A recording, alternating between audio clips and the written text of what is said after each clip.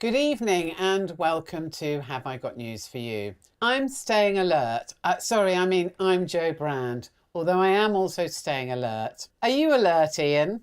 I'm incredibly alert. I thought he said staying alive, which was sort of a Bee Gees reference that I'm taking very, very seriously. Last week on the show, we had this sculpture of Chris Whitty by Penny Lally. Would you like to guess which public figure she sculpted this week?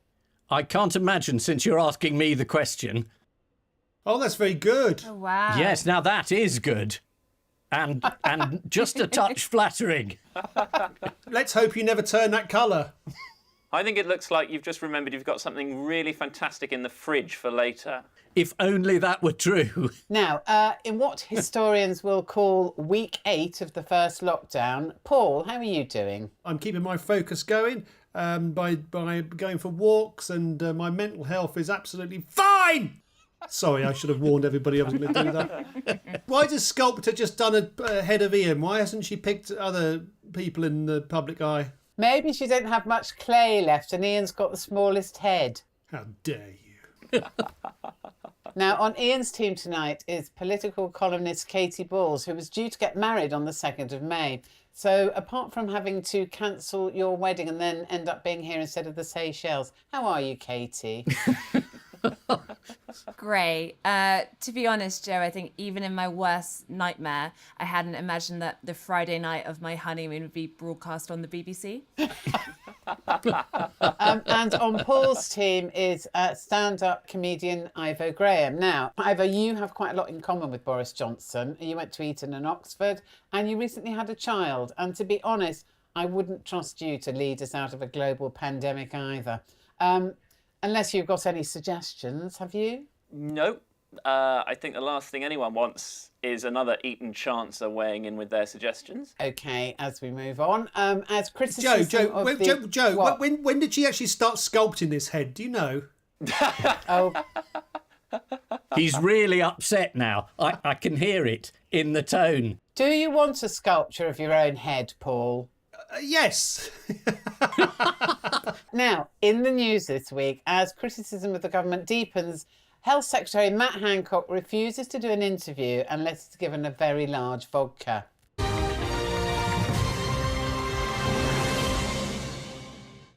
Hello, everybody. Very good. Blimey, how desperate was he for a drink? I know how he feels. I've got to drink a large vodka to listen to him talking. And with an increasing number of TV shows being made from home, the new Spanish host of Saturday Kitchen gets off to an inauspicious start. Tiene que tener la harinita y todo. Ustedes ponen el pancito acá y cogen el islero y le tienen que hacer presión, ¿ya?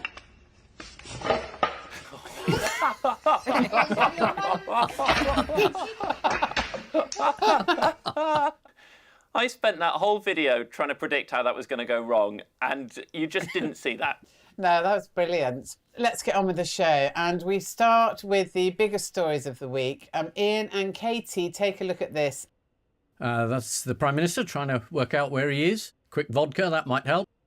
Oh, love 15, or is it 30? Who's counting? And we can go to garden centres if you live in England. And the magic money tree, he's found it. So he's giving it to everyone, including building workers.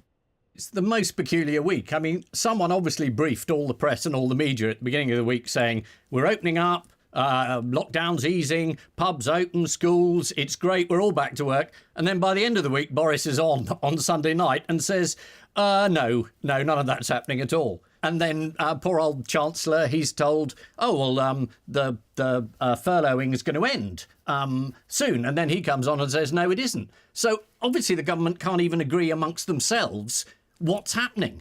And Boris turned out and he couldn't even fill 15 minutes of prime time. I mean, it was literally just waffling to the end. And people said it's a very mixed message. And I thought it was absolutely clear. I don't know what I'm doing. No lack of clarity there. I don't think you've had what we could call a smooth rollout this week from the government. We had this... It's pretty simple, really, Ian. Ultimately, if we get to the advice now, you can meet your parents in a park one by one if they sit in a car and take it in turns, perhaps. Or you can pay them money to come and clean your house. Or you could put your house on the market and then you can see if your parents want to buy your house, in which case they could visit it. Providing we can buy houses, I think everything's fine, isn't it? That's what I got. Dominic Raab said that you could play tennis as long as you didn't hang around in the clubhouse afterwards. And he also said that window cleaners would be able to go back to work as long as they only did the outside of the windows. So you're getting an incredibly piecemeal approach to everyone's working lives from Dominic Raab on his sort of manic media Monday. I believe one of the things you are allowed to do is pose for sculpture in your own home. I think that's been opened up now. You can do that. I love how much it hurts. Bitterly. Having hyped up the Sun to say pubs are going to open, everything's going to be back, it turned into the most middle-class easing ever. Tennis is all right, golf, fishing, nannies are back, and your cleaner. Does that cover everything? Probably not for most of the population. What was Boris Johnson's big change, Katy? So the big change was that we're allowed to go and exercise as many times as we want a day. Great. Which gives certain people an excuse to leave the house with no particular destination and say, bye, darling, see you in an hour or so. And we are allowed to socialise, but one at a time. There are some pros to it. The new rules aren't good for lots of things, such as team sport, unless you live in a really big household. But ultimately, for example, because there's no limit on the number of people you meet in any one day, it's just it has to be one by one. So I think that we could be heading to a perfect setup for coronavirus speed dating. Well, I'll tell you one change actually with Boris. First, he started off with his serious face on. Let's have a look at this. Boxing's back on. Yes, absolutely. Of course, he also changed the slogan from stay home, protect the NHS, save lives, to stay alert, control the virus, save lives. Stay alert. I mean, that's a terrorist threat. I mean, alert to what? You can't actually control the virus, can you? That's a meaningless thing. The virus can't be controlled. No, it's shown no signs of it so far. Everyone was told to go back to work on Wednesday if they couldn't work from home, but to avoid using public transport if possible. Slightly galling as well, I think, to be told to go back to work by Boris Johnson, who's had quite a laissez-faire approach to his own duties, in the first few months of his prime ministerial career. If you run back over it, it's been election, party, Christmas, holiday, get Brexit done, holiday. Intensive care. Oh, yeah, well, of course, there was sick leave and there was paternity leave. And now he's popped up again to announce staying alert. And then it's presumably resign, holiday, strictly memoirs, which is a lovely way to see it all out. Let's have a look at a very straightforward graphic, shall we? This, I think, shows the simplicity of the government's message. It's also a handy graphic for illustrating what's happening to the economy. The Bank of England has predicted that this will be the worst recession since when? Does anyone know? 2008? Further back. The Book of Exodus. 1742. You're in the right century, Paul. 1703. Yeah, that's right. And it'll be even worse than the Great Frost of 1709. Now, you don't want to go through that again, do you, Ian? No, it's hard enough the first time. A lot of people expected lockdown to be relaxed even more. Why? It was in the papers. It was because the press told them it would be relaxed. And broadcasters. Yes. Don't let them off. It was the entire media said the same thing, presumably because they'd been told this. I mean, I'm not saying it was Dominic Cummings, because I have no proof of that. But was it, Ian? Was it? I think it would be wrong at this point to speculate. I think we've just got to flatten him. I think the problem is there's lots of people in government who would like it to be extended more. So we're getting quite divided briefing at the moment because there's always one camp that wants it to go further than it actually is. And probably the Tory party as a whole and the cabinet would like the lockdown to be eased quite a lot more than Boris even has. They think it's quite tame. So we're in the uncomfortable position of Boris being responsible. I hope that's not what you're saying. What was the concession on Monday regarding socialising with other people? Well, I've not really been paying much attention, to be honest. But is it something to do with you're allowed to meet other people providing they're modelling you in clay? Was it something like that? If this bust isn't ready for next week, it will be a Well, national exactly. scandal. Exactly. Working class people, represented in art forms. It'd be very good. You're allowed to meet one member of another household. This unfortunately came just a few days too late for Randy Professor Neil Ferguson. Is that his official title at Imperial, the Randy Professor? I don't think it's official. I think he's just borrowed it from a vicar for a couple of weeks. Who seems to be having a lot of trouble understanding these lockdown rules? So everybody, the cabinet, there are various scientists who keep saying, well, I thought we were following the science. I can't follow any of this. And then Boris says it's good old-fashioned British common sense, which again is not the same as science. I mean, his common sense was to wander around wards shaking people's hands. Seemed reasonable at the time. I think there's somebody who's been willfully misunderstanding this all week on ITV on The Breakfast Show. Are you trying to get me to say his name? Yes, I am. Beelzebub. Are we talking about Leader of the Opposition, Piers Morgan? We are indeed, Ivo. Willfully dim Piers Morgan got into a big row with, do you know who, anybody? Oh, was it Andrew Bridgen? No, that was someone he got into a row with. He also got into a row with Edwina Curry over whether his son had to pretend to be a cleaner so he can enter his house. Piers said, "Why can I have a cleaner come in but neither of my sons can?" Because she needs to earn some money, I imagine, Piers. Why is this irrelevant? Because his son doesn't want to see him anyway. He tweeted Piers, "Stay away from us." Blimey. What's going to happen at primary school? At primary school, we are going to begin to get primary schools coming back potentially as early as June. But I think that's more the Prime Minister's hope than any trade unions or anyone in an opposition party. They say they need their own PPE and protective wear to go back into schools. And also there's then the small issue, which is apparently the children shouldn't socialise too much with each other.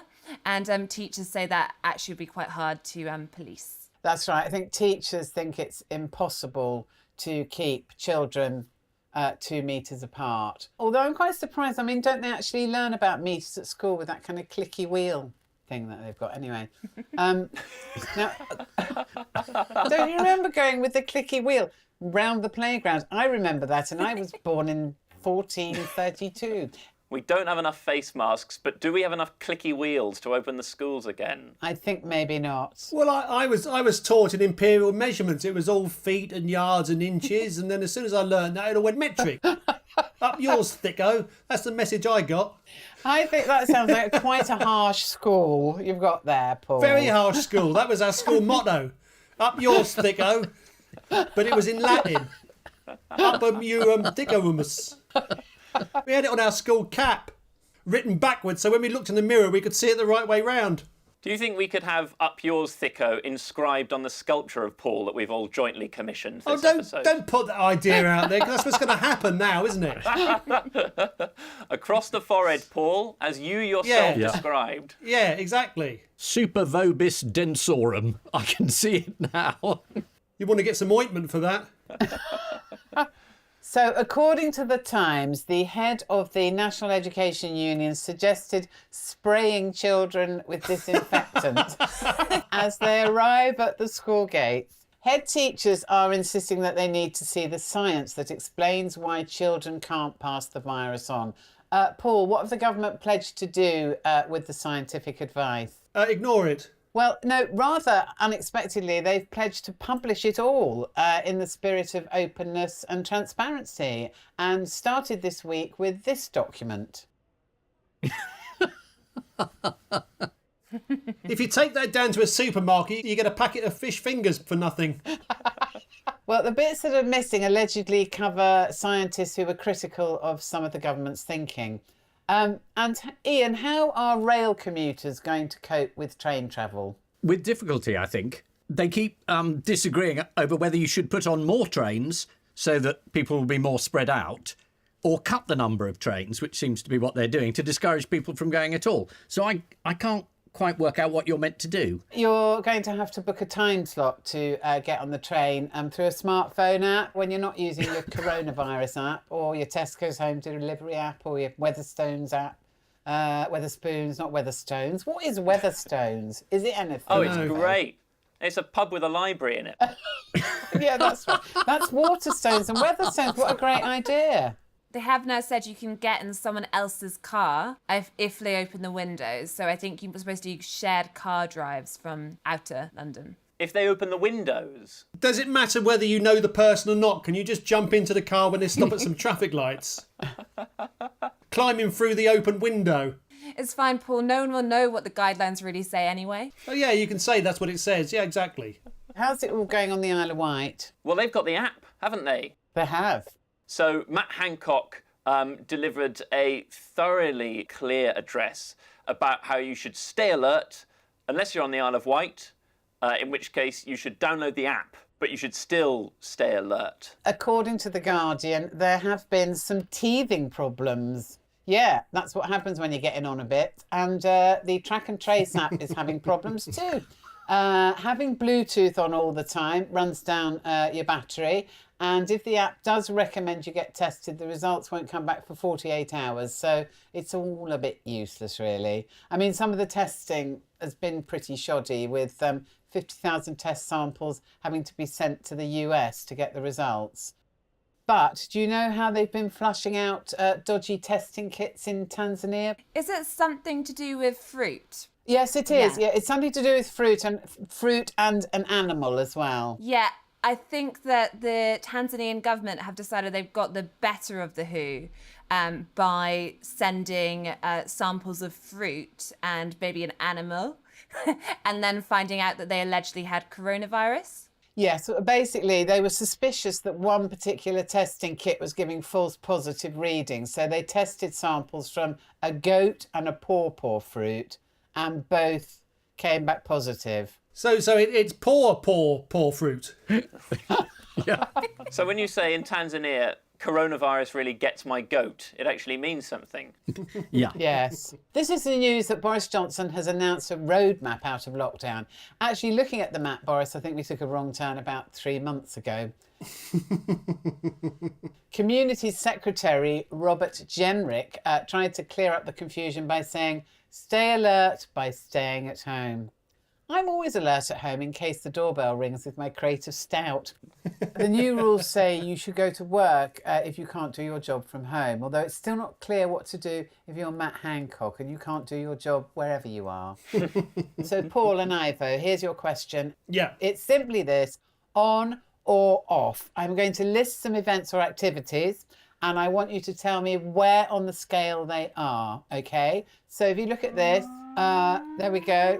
Maybe, unlikely, off. And I'm going to start with you, Paul. Angling. Angling, likely. Yeah, very likely. On. Okay. On. Yeah, you're right. Yes, angling is on. It's on, at Yeah, least in England. yeah. Great news for all those anglers who've been sat at home all day doing nothing.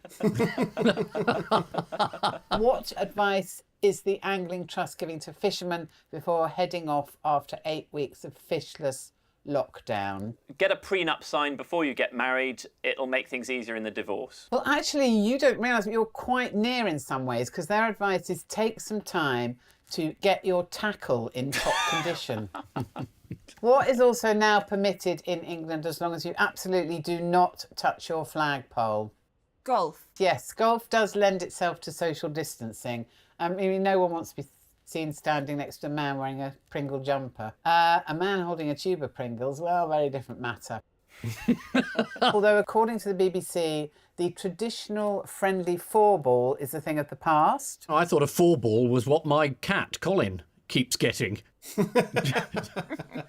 Just before he throws up on the floor. I've now been displaced. I got a load of letters last week that didn't say Dear Sir or Dear Editor. They said Dear Colin's owner. Oh, no. It's just tragic. Oh. Well, when the sculpture of Paul's head is there, Colin will be a thing of the past. I bet you next week it'll be a sculpture of that bloody cat. I still won't have it. It'll be, here, look, it's Colin. Katy, are you up for the next one? Football, on or off? Probably on, but it has to meet some conditions first. So we might get football from June, and there are discussions underway. But I think there has to be a cultural change in terms of how footballers approach the game. And if you do a tackle, you've got to look to the side after to make it work. Who's not happy about this? Do you know?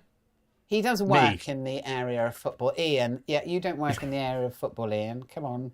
Oh, little do you know, Joe. Sorry, are you a referee at local level, Ian? Well, it's an England footballer, Danny Rose. Do we know who Danny Rose is? Yes, he thinks it's far too early to be thinking of bringing back football, saying it puts people's lives at risk. I don't give a fuck about the nation's morale. And Danny Rose thinks the same. The main people who want the football to come back are Liverpool fans because they're 25 points clear and they want to complete winning the league so they haven't just won the league on a technicality. As someone who lost their virginity on a technicality, I would say it's absolutely fine. Just be grateful it happened at all and hope you get another chance soon. Yes, but when you lost your virginity, were you on top of the table? I was on top of the table, yes. It was an absolute privilege, Paul. I had a bust of myself next to me. That gives you something to think about, doesn't it? OK, the Premier League's return is still in the balance. Some clubs have objected to playing matches in neutral grounds because of the sterile, lifeless atmosphere, as it would give Arsenal home advantage. The Dorset Knob Throwing Festival, on or off? I think the Dorset Knob Throwing Festival is surely off. By all means, chuck your knob around in the privacy of your own home, but I don't think people are allowed to meet up and do it yet. That is correct. So yes, the festival's off. Normally an annual event attracting about 8,000 people and involves obviously people hurling the traditional Dorset biscuit or knob as far as possible. Yeah, unfortunately, this year we won't be able to see any signs like this. What is a knob cake? There's a Dorset knob is a baked biscuit often eaten after being dipped in cider. Well, no one's eating properly during lockdown, are they? Paul, you're next. Milky tea, on or off? Yeah, you can drink milky tea. Why would you not be able to drink milky tea? Well, it's not so much would you be able to drink it or not, but it's you've got to drink much more. Why would that be? Have we got a milk mountain? Yes. The dairy industry has been totaled by closure of restaurants and cafes. According to the Grocer Trade magazine, the 12-week campaign will focus on driving the tea, coffee and milky drink usage occasions. Oh, God. Nothing I like more than a milky drink usage occasion. Oh, well, let's go back to restaurant closures then. Why did police in Queensland think an illegal social gathering was going on in a Brisbane eatery, Ian? And did someone have a household of 20 people and they were all out eating together? Waxworks. You're not far off there. The owner had made use of some mannequins that were being thrown away by the neighbouring hair salon, and he thought it'd make the restaurant look less empty and depressing if he did this. Well, once again, you're showing me busts of people. Is this something just to wind me up or something? I mean... Oh, thanks. Oh, there's more of them. Thanks very much. What's this place called? The Decapitation Cafe? Yeah, but the police must have been quite worried if they thought this was real. Yeah. Not just lockdown breaking. This is literally £30 a head. Finally, the production of a Toby jug of Prime Minister Boris Johnson. Katy, is this on or off? I'm going to go with on. After months of being off, it is now definitely on, apparently, as it's just... Oh, it is on, ah. Yeah. Yet another representation of somebody's head. It is, Paul. Look at what you can get for $29.95. Who's that? Geoffrey Howe or Alex Ferguson, I don't know. Apparently the delay in production was so that they could work on his hair. Imagine how shit it looked before. Right, who wants to have a quick game to round off called Who Is This Overpriced Bit of Tat Meant to Look Like? Absolutely. Who's that? Gregory Peck. Nope. Tell you, that is James Callaghan. No. It's no Penny Lally. In fact, I think it might have been made by her brother, Do Lally. Who's this? Gordon Brown? It is Gordon Brown. Hooray! We found one we recognised. No, it isn't. It is Ian. Who's this? John Major. It is John Major. Well done. And the guy behind him. Yeah. Who's this? Theresa May. It is. I can't see her spout. Anyway, remember how funny we thought it was when she couldn't stop coughing? Happy days. Right, time now for the odd one out round. Just one between you this week. So, fingers on buzzers. You have got buzzers, haven't you? I brought one of my daughter's toys, which makes this sound. Paul, you've got a head off a cafe in Adelaide, I believe. Oh, no, it's a whole... God, he's so desperate he's brought along his own sculpture. Yeah, my own sculpture. My own sculpture will be doing an impression of Prince Charles. Katie? Yeah, I've got some non-branded painkillers, but if you shake them, they sound a bit like a maraca. Well, by coincidence, I actually have maracas. Last week, I had some castanets, which I rather stupidly said were maracas, and I got a load of abuse from people who said, you are an idiot. You don't know the difference between a maraca and a castanet. So, just to say, sorry about the error. That's my buzzer. That's lovely. OK, so your four are 87,000 British people, John Stumpy Pepys, Brian May, and Charles Ingram. My friend Barry Wilson is doing his impression of Prince Charles, but because it's non-verbal, you can't really hear him. This is gardening accidents. Yes, Paul? The drummer from the film Spinal Tap, which I saw again recently, stands up very well, excellent film. He died through a bizarre gardening accident in the film. And Brian May had a bizarre gardening accident as well, where he's hurt his bum. I didn't see any of the headlines on his bum accident, but I presume bohemian rupture or something. I think Charles Ingram also had a gardening accident. Oh. Oh, right. Yeah, So 87,000 people didn't have a garden. Oh, no. The drummer's gardening accident was the only one that was fatal. That is a correct answer. They've all been injured gardening, except for John Stumpy Pepys, who died, as you said, in a gardening accident. He was the original drummer in the fictional band, as you said, Paul Spinal Tap. Here are the rest of the group talking about his demise. The first drummer was the Beeper. John Stumpy Pepys. Oh, yeah. Great, tall, blonde geek with glasses. Yeah. Good drummer. Great look, good drummer. Good drummer. Fine. What happened to him? He died. He died in a bizarre gardening accident some years back.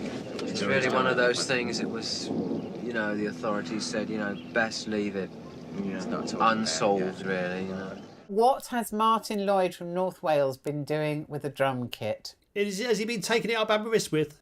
Well, again, Paul, sometimes you're so perilously close to the truth. Yeah, don't be surprised if I suddenly get the right answer. I know it's a bit difficult to understand, what with my educational qualifications being what they are. Yeah. Up yours, Thicko. What did he do with a drum kit? He played it. And you call me Thicko? He played it. That's a stupid answer, isn't it? Yeah. He played it naked, Ian. Oh, yes. He played it naked to honour the NHS. There he is. Oh, my Lord. No.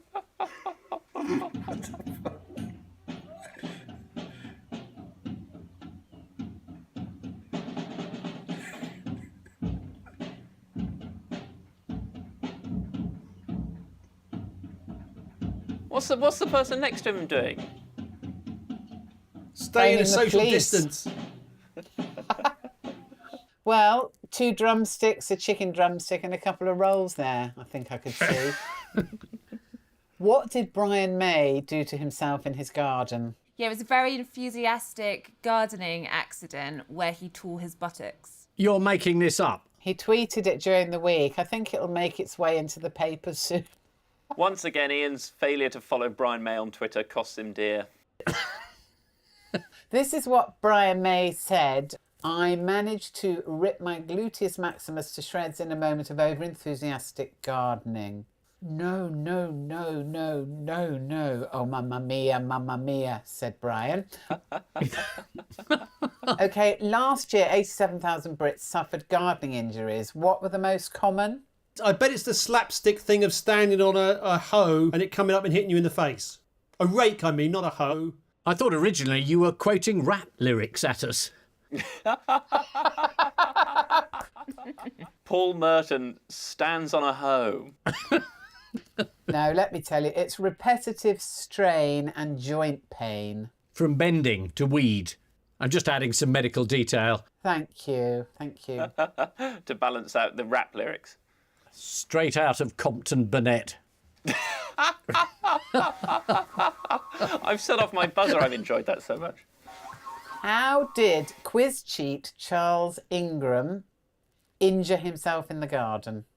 Didn't he cut off a couple of his toes or something? Correct, he did. He cut off 3 of them. Good grief. Well, he actually said at the time, I remember seeing my big toe lying on the grass and thinking, oh dear. On the subject of gardeners, what has Alan Titchmarsh been doing recently? He's been writing poetry. Oh.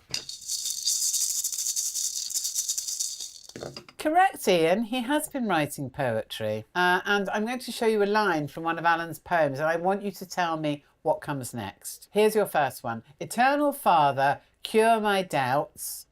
Eternal Father, cure my doubts. It's time to dig up the sprouts. Eternal Father, cure my doubts. Open the garden centres for God's sake. Oh, yeah, that was good. The answer is, Eternal Father, cure my doubts and keep the aphids off my sprouts. Could we have some more Titchmarsh poetry? OK, yes, you can. Here we go. Let weevil, codling, moth and flea. Be my firm of solicitors, tee-hee-hee. Let weevil, codling, moth and flea. Won't someone make a bust of me? That's by Paul Merton. Let weevil, codling, moth and flea eat someone else's mange to pea. And finally, make all my courgettes long and fat. Why are my poems a load of crap? Make all my courgettes long and fat so that they resemble a nice kumquat. Oh, wow. The actual line is, make all my courgettes long and fat and neutralise my neighbour's cat. Oh, I was going to say cat, but I didn't. Right, they've all been injured gardening, except for John Stumpy Pepys, who died in a gardening accident. Here's Brian May. Details of the gardening accident are still sketchy, but I'm guessing his wife was cutting his hair with a strimmer. Brian May described how he injured his buttocks in a gardening accident. Well, he says it's a gardening accident. There could be a badger on heat out there that misread the signals. Time now for the missing words round, which this week features as its guest publication, International Piano. It's a good read, although you have to get someone else to turn the pages. And we start with, suspect hiding from police in bushes gives himself away by what? Suspect hiding from police in bushes gives himself away by playing Rachmaninoff's first piano concerto on a twig. Suspect hiding from police in bushes gives himself away by breaking wind. This week, a fugitive in Nottinghamshire was apprehended by police after breaking wind and giving away his location. I'm not sure what the man was accused of, but he denied it and was immediately charged with supplying it. Pianist Viv McLean has what hidden behind what? Heart of gold hidden behind cold exterior. Pianist Viv McLean has bear hidden behind back. Pianist Viv McLean has fingers of steel hidden behind muscles of velvet. Ooh. Oh. This is about a CD of Chopin's Nocturne and Polonaise, and I'm not sure the government counts it as essential Chopin or non-essential Chopin. Next, Italian bear wanted by the authorities for what? Finally tracked down after 9 months on the run. Highly illegal honey fraud business. I know this is breaking picnic regulations. He went down to the woods and all his friends went with him. I think his name was Teddy. And Finally, they got him. Quite right, too. Italian bear wanted by the authorities for stealing honey and cow chasing, finally tracked down after 9 months on the run. This is a bear in northern Italy who's been terrorising locals. According to the Times, one of the attacks committed by the bear during his time on the run was violently shaking a caravan with 2 terrified shepherds in it. Well, it is frustrating when you've got some tin food but no tin opener, isn't it? Shepherd's pie. Mysterious what left outside Gwyneth Paltrow's Goop shop? I think I know this. Mysterious excrement left outside Gwyneth Paltrow's Goop shop. It's mysterious wheelbarrows of manure. People are asking why someone would tip out a wheelbarrow of manure onto the pavement outside Gwyneth Paltrow's shop. Because it was shut. Pianist Friedrich Gulder shook up the stuffy classical music scene by what? Pianist Friedrich Gulder shook up the stuffy classical music scene by introducing aggressive drum and bass remix. Pianist Frederick Gilder shook up the stuffy classical music scene by playing Chopin's Piano Concerto No. 1, Stark Naked. Let's hope you're right.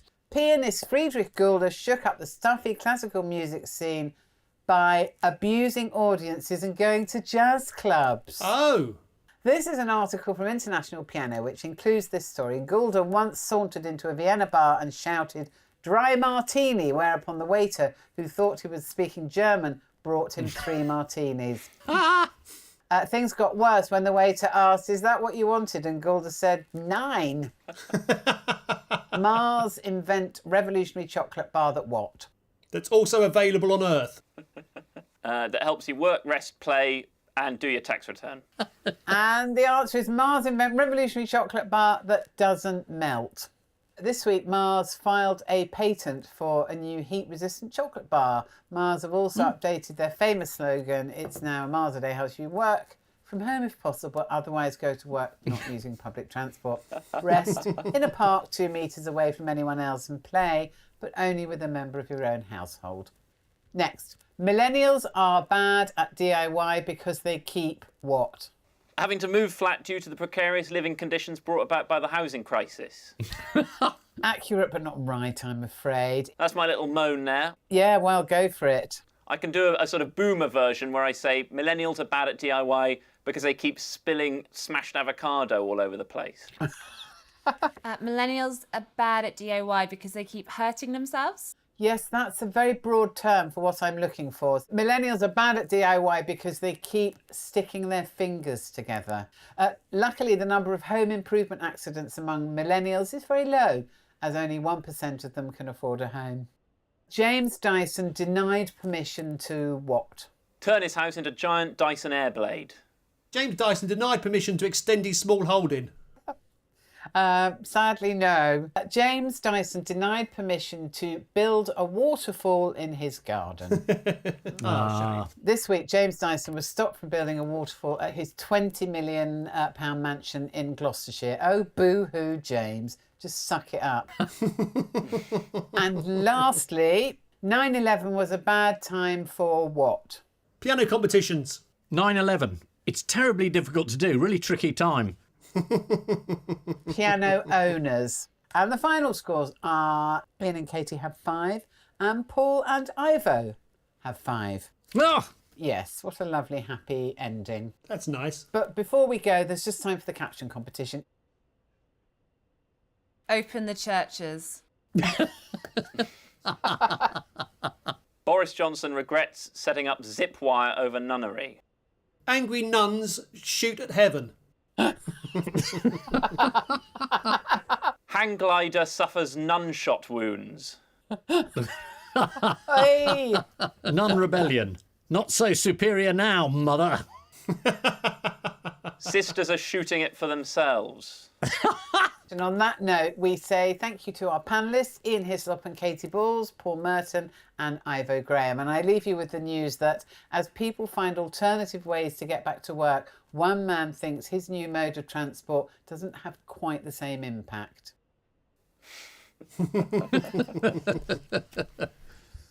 At a military parade in Pyongyang, Western observers begin to realise they may have overestimated North Korea's nuclear capability. And in Essex, the winner of One Street's Marc Francois lookalike contest is just too close to call. Good night.